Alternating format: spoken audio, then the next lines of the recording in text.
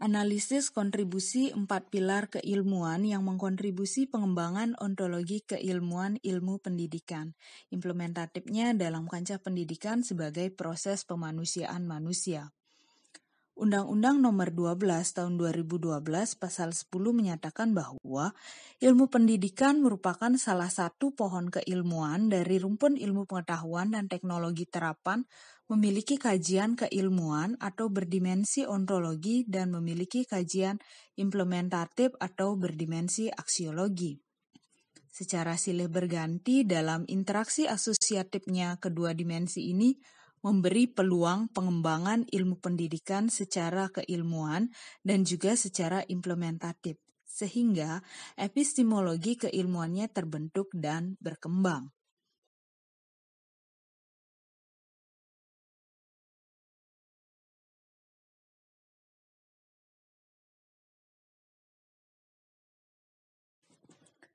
Adapun 4 pilar pohon keilmuan yang membantu berkembangnya ilmu pendidikan menurut Langevals dalam Dantes 2012 meliputi: pertama, sosiologi atau hubungan kemasyarakatan.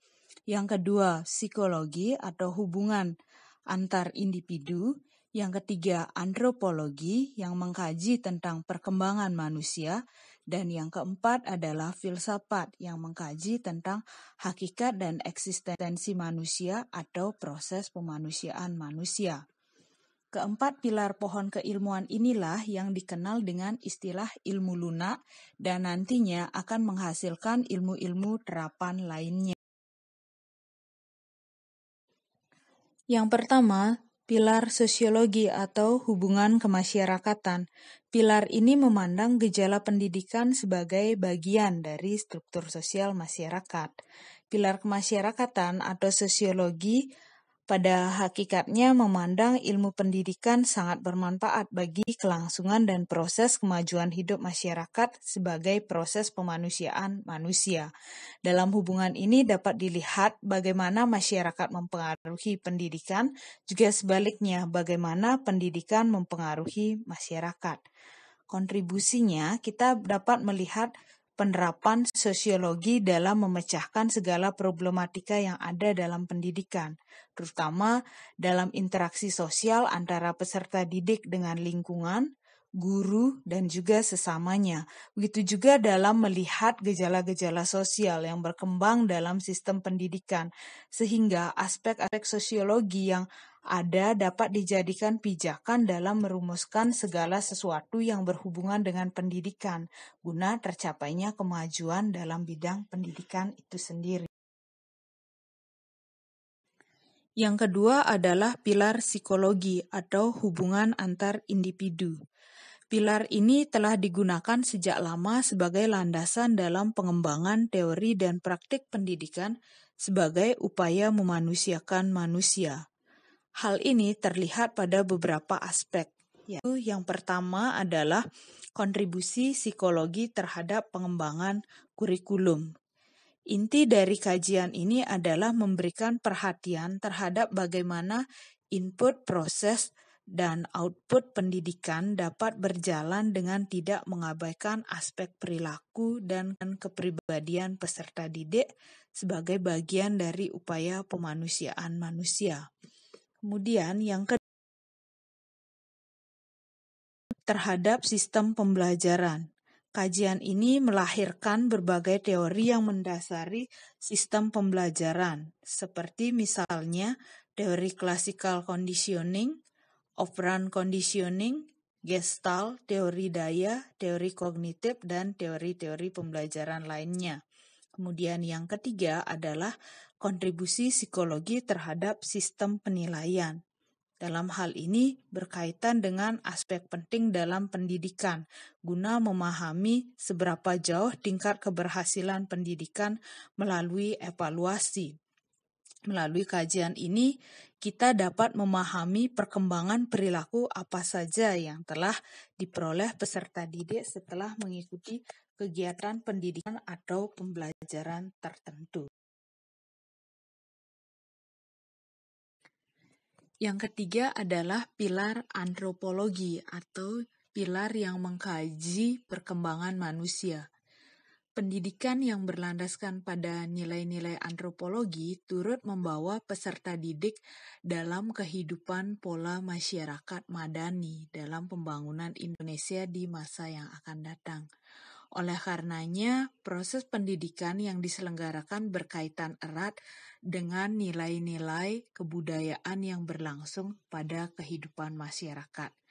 Kontribusi dari pilar ini tentunya akan memudahkan akses dari proses kegiatan belajar peserta didik untuk tetap dapat menanamkan kebudayaan ke dalam individu peserta didik, seperti halnya pengembangan kurikulum dalam penerapan muatan lokal atau local wisdom di sekolah selalu ditinjau terlebih dahulu melalui kajian antropologi agar sesuai dengan kondisi peserta didik sehingga membantu guru dalam proses pembelajarannya.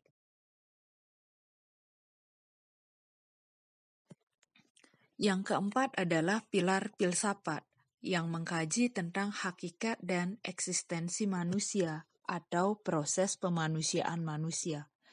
Filsafat adalah disiplin yang mempelajari objek-objek kemanusiaan secara menyeluruh atau komprehensif.